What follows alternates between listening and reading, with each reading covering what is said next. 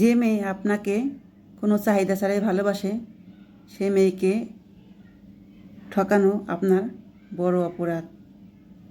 এমন মেয়ের ভালোবাসা পেয়ে তাকে ধোঁকা দেওয়া মানে আপনি নির্বোধ, বোকা।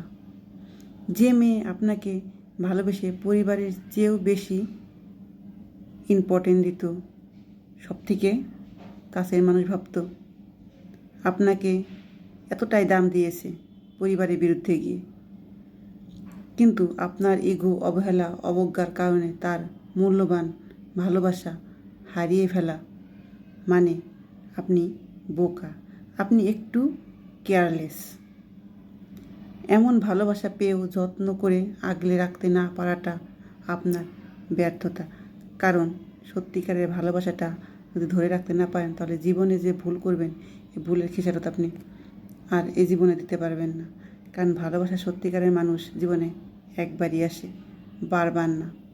ঠিক আছে, আর সেই মানুষটাকে যদি আপনি চিনতে ভুল করেন, ধরে রাখতে না পারেন, তাহলে আপনার মতো অসুখী আর পৃথিবীতে কেউ হবে না।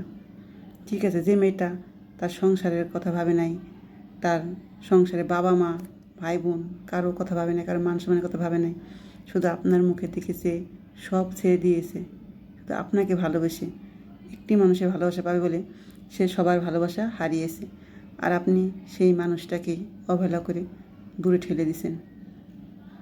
বুঝতে পারলেন জীবন থেকে কী হারালেন?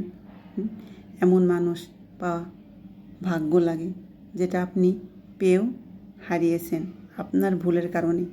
কারণ কি, মানুষ ভুল সেখানেই করে, যে সঠিক জিনিসটা সে মানুষ বুঝতে পারে না। আসলে বুঝতে পারে তখনই যখন জীবন থেকে হারিয়ে যায়, তার মর্মতা তখনই সে বোঝে। থাকতে কেউ মূল্য দেয় না, যখন হারিয়ে যায় তখন খুঁজেও লাভ হয় না, কারণ সেটা আর কখনোই ফিরে আসে না জীবনে।